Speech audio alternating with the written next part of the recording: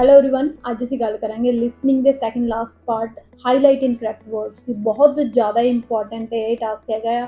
2 to 3 paragraphs ਆਉਂਦੇ ਤੁਹਾਨੂੰ exam ਦੇ ਵਿੱਚ, ਤੇ ਇਹਦੀ ਇੰਪੋਰਟੈਂਸ ਇੰਨੀ ਇਸ ਲਈ ਕਿ ਰੀਡਿੰਗ ਨੂੰ ਕਾਫੀ ਸਪੋਰਟ ਕਰ ਰਿਹਾ। 9 ਸਕੋਰ ਰੀਡਿੰਗ ਦੇ ਵਿੱਚ ਤੁਹਾਨੂੰ ਦੇ ਰਿਹਾ ਹਾਈਲਾਈਟ ਇਨ ਕਰੈਕਟ ਵਰਡਸ।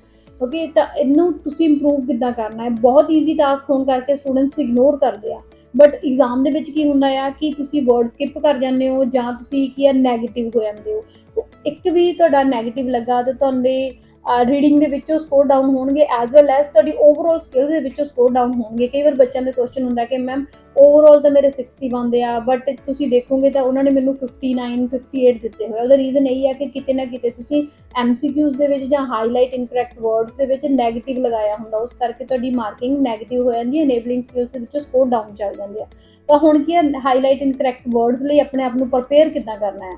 ਪ੍ਰੈਪਰੇਸ਼ਨ ਲਈ ਤੁਸੀਂ ਕੀ ਆ, ਇੱਕ ਤਾਂ ਹੈਬਿਟ ਬਣਾ ਲਓ ਕਿ ਤੁਸੀਂ ਇਹਨੂੰ ਤੁਹਾਨੂੰ ਫੁੱਲੀ ਪ੍ਰਪੇਅਰਡ ਹੋਣੇ ਚਾਹੀਦੇ ਆ, ਫੁੱਲ ਆਈਡੀਆ ਹੋਣਾ ਚਾਹੀਦਾ ਕਿ ਕਿੱਦਾਂ ਤੁਸੀਂ ਉਹਨੂੰ ਕਰਨਾ ਹੈਗਾ। ਸਭ ਤੋਂ ਪਹਿਲਾਂ ਕਿ ਜਦੋਂ ਤੁਸੀਂ ਐਗਜ਼ਾਮ ਦੇ ਵਿੱਚ ਕੋਈ ਵੀ ਟਾਸਕ ਜਦੋਂ ਸਟਾਰਟ ਹੁੰਦਾ, ਉਹਦੇ ਵਿੱਚ ਇਹ ਨਹੀਂ ਕਿ ਤੁਸੀਂ ਇਮੀਡੀਏਟਲੀ ਤੁਸੀਂ ਕਲਿੱਕ ਕੀਤਾ ਤਾਂ ਸਟਾਰਟ ਹੋ ਗਿਆ, ਨਹੀਂ। ਹਮੇਸ਼ਾ ਕੋਈ ਵੀ ਟਾਸਕ ਸਟਾਰਟ ਹੋਣ ਤੋਂ ਪਹਿਲਾਂ 5 to 10 ਸੈਕਿੰਡ ਦਾ ਟਾਈਮ ਹੁੰਦਾ ਆ, ਉਸ ਤੋਂ ਬਾਅਦ ਹੀ ਕੋਈ ਟਾਸਕ ਜਾਂ ਕੋਈ ਸੈਕਸ਼ਨ ਸਟਾਰਟ ਹੁੰਦਾ ਆ।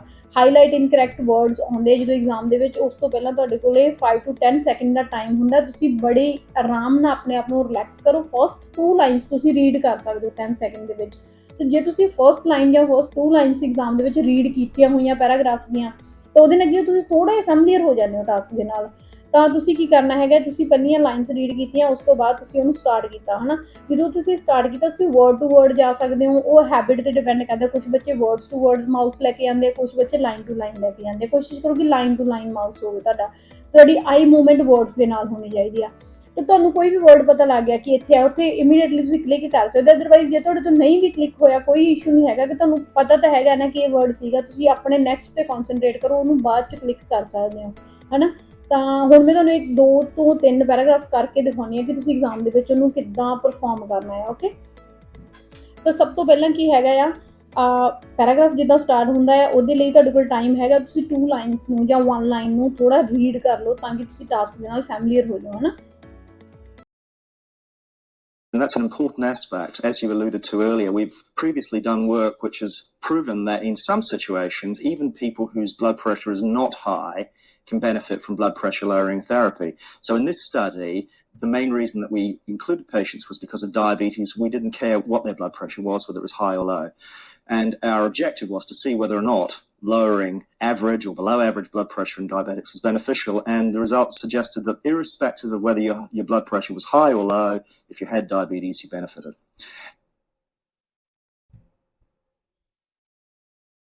Okay, ਹੁਣ ਅਸੀਂ ਇਹਨੂੰ ਸਬਮਿਟ ਕੀਤਾ, we got 5 out of 6.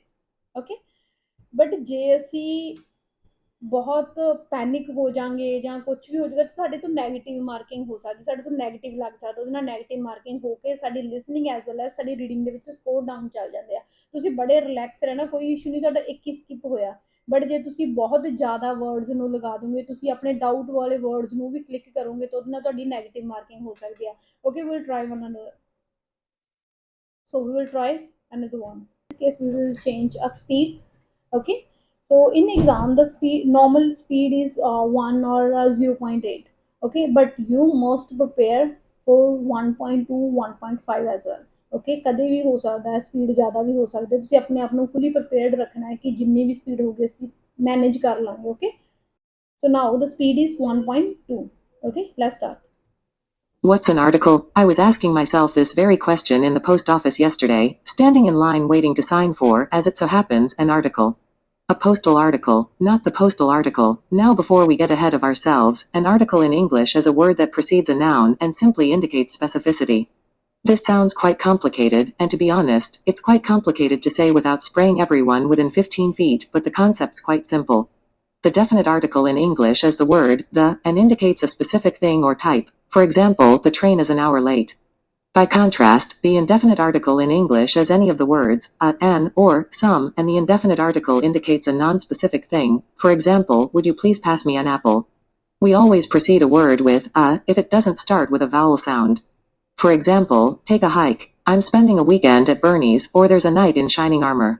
Similarly, we precede words with the indefinite article, an, if they do start with a vowel sound, for example, an ostrich, an enormous mess, or an occupational health and safety policy. Okay, so here we got 4 out of 4. Okay, ਕੋਈ ਜ਼ਰੂਰੀ ਨਹੀਂਗਾ ਕਿ paragraph ਬਹੁਤ ਵੱਡਾ ਤਾਂ ਜ਼ਿਆਦਾ ਹੋਣਗੇ। ਹੁਣ ਪੈਰਾਗ੍ਰਾਫ ਇੱਥੇ ਵੱਡਾ ਹੈਗਾ ਆ, ਬਟ ਹਾਈਲਾਈਟਸ ਵਿੱਚੋਂ ਆਪਾਂ ਕਰਨੇ ਸਿਰਫ 4 ਵਰਡਸ। ਤੇ ਬੱਚਿਆਂ ਨੂੰ ਕਈ ਵਾਰ ਇਹ ਲੱਗਦਾ ਕਿ ਵੱਡਾ ਪੈਰਾਗ੍ਰਾਫ ਆ 8 9 10 ਹਾਈਲਾਈਟ ਵਰਡਸ ਕਰਨੇ ਹੋਣਗੇ, ਉਹਦੇ ਕਰਕੇ ਉਹ ਨੈਗੇਟਿਵ ਕਰ ਲੈਂਦੇ ਆ। ਸੈਕੰਡਲੀ ਕੀ ਹੈਗਾ ਕਿ ਕਈ ਵਾਰ ਕੀ ਹੁੰਦਾ, ਫਸਟ ਹਾਫ ਤੋਂ ਵੀ ਜ਼ਿਆਦਾ ਉਹ ਪੈਰਾਗ੍ਰਾਫ ਨੂੰ ਬੋਲ ਜਾਂਦੇ ਆ ਤੇ ਬਟ ਉਹਦੇ ਵਿੱਚ ਕੋਈ ਵੀ ਅਸੀਂ ਹਾਈਲਾਈਟ ਨਹੀਂ ਕੀਤਾ ਹੁੰਦਾ। ਉੱਥੇ ਜਾ ਕੇ ਅਸੀਂ ਪੈਨਿਕ ਹੋ ਜਾਂਦੇ ਹਾਂ, ਸਾਨੂੰ ਲੱਗਦਾ ਹੈ ਕਿ ਮੇਰੇ ਤੋਂ ਸਕਿਪ ਹੋ ਰਹੇ ਆ, ਅਸੀਂ ਨਰਵਸ ਹੋ ਕੇ ਖਰਾਬ ਕਰਨਾ ਸਟਾਰਟ ਕਰ ਸਕਦੇ ਹਾਂ, ਹੈ ਨਾ। ਤਾਂ ਉਹਦੇ ਵਿੱਚ ਆਪਾਂ ਰਿਲੈਕਸ ਰਹਿਣਾ, ਕੋਈ ਇਸ਼ੂ ਨਹੀਂ। ਕਈ ਵਾਰ ਲਾਸਟ ਵਾਲੀ ਲਾਈਨ ਦੇ ਵਿੱਚ 4 ਹਾਈਲਾਈਟ ਕਰਨੇ ਪੈ ਜਾਂਦੇ ਆ ਜਾਂ ਕਰਨ ਲਈ ਹੁੰਦੇ ਆ, ਹੈ ਨਾ। ਤੁਸੀਂ ਆਪਣੇ ਆਪ ਨੂੰ ਪ੍ਰੀਪੇਅਰਡ ਰੱਖਣਾ ਬਸ। ਇੱਕ ਹੋਰ ਟਰਾਈ ਕਰਦੇ ਹਾਂ ਆਪਾਂ 1.5 ਦੀ ਸਪੀਡ 'ਤੇ। ਤੁਸੀਂ ਆਪਣੀ ਪ੍ਰੈਪਰੇਸ਼ਨ ਜਿਹੜੀ ਤੁਹਾਡੀ ਹੋਣੀ ਚਾਹੀਦੀ ਹੈ ਐਵਰੀ ਡੇ ਦੀ, ਨੋਰਮਲ 1 ਪੁਆਇੰਟ ਤੁਹਾਡੀ 10 ਕਰ ਸਕਦੇ ਹੋ ਤੁਸੀਂ। 1.2 ਦੇ ਉੱਪਰ ਤੁਸੀਂ 20 ਕਰੋ, 1.5 ਦੇ ਉੱਪਰ 20 ਐਵਰੀ ਡੇ ਪ੍ਰਪੇਅਰ ਕਰੋ, ਐਂਡ ਐਗਜ਼ਾਮ ਤੋਂ 5 ਡੇਜ਼ ਪਹਿਲਾਂ ਤਾਂ ਜ਼ਰੂਰ ਪ੍ਰਪੇਅਰ ਕਰੋ। Okay. Although the original American Indian cultures were highly diverse, they were similar in many of their traditions. Religious beliefs and rituals permeated every aspect of Indian life. Southwest tribes such as the Hopi and the Apaches had a rich and elaborate year-round sequence of ceremonials including songs, dances, and poetry. The Hopi performed dances to bring rain. The Apaches engaged in special dances and ceremonies to gain the support of the spirits before undertaking raids or going into war. The Plains tribes often sought contact with the spirits by going on a vision quest. So here we got 6 out of 6। ਤਾਂ ਤੁਸੀਂ ਕੀ ਕਰਨਾ ਹੈਗਾ, relax ਰੱਖਣਾ ਆਪਣੇ ਆਪ ਨੂੰ। Okay. ਤਾਂ ਕੋਈ ਵੀ ਹੋਰ ਇਨਫੋਰਮੇਸ਼ਨ ਜੇ ਤੁਹਾਨੂੰ ਚਾਹੀਦੀ ਹੈ, ਹਾਈਲਾਈਟ ਇਨਕਰੈਕਟ ਵਰਡਸ ਤੁਹਾਡੇ ਇੰਪਰੂਵ ਨਹੀਂ ਹੋ ਰਹੇ, ਪਹਿਲਾਂ ਤਾਂ ਇਹ ਕੋਈ ਗੱਲ ਹੈ ਹੀ ਨਹੀਂ ਕਿ ਜੇ ਤੁਸੀਂ ਪ੍ਰਪੇਅਰ ਕਰ ਰਹੇ ਤੁਹਾਡੇ ਇੰਪਰੂਵ ਨਾ ਹੋ ਰਹੇ। ਹੁਣ ਉਹਦਾ ਰੀਜ਼ਨ ਕੀ ਹੁੰਦਾ ਕਿ ਸਾਨੂੰ ਕਈ ਚੀਜ਼ਾਂ ਵੈਸੇ ਹੀ ਲੱਗਣ ਲੱਗ ਜਾਂਦੀਆਂ ਕਿ ਸਾਨੂੰ ਆਉਂਦੀਆਂ ਹੈਗੀਆਂ। ਐਗਜ਼ਾਮ ਦੀ ਪ੍ਰੈਪਰੇਸ਼ਨ ਮੰਨਦੇ ਹਾਂ ਕਿ ਬਹੁਤ ਈਜ਼ੀ ਐਗਜ਼ਾਮ ਹੈਗਾ ਆ, ਬਟ ਪ੍ਰੈਕਟਿਸ ਬਹੁਤ ਜ਼ਿਆਦਾ ਚਾਹੀਦੀ ਆ। ਤਾਂ ਪ੍ਰੈਕਟਿਸ ਕਰੋ, ਡੈਫੀਨੇਟਲੀ ਤੁਸੀਂ ਆਪਣਾ ਟਾਰਗੇਟ ਅਚੀਵ ਕਰੋਗੇ। For more information you can subscribe to our YouTube channel.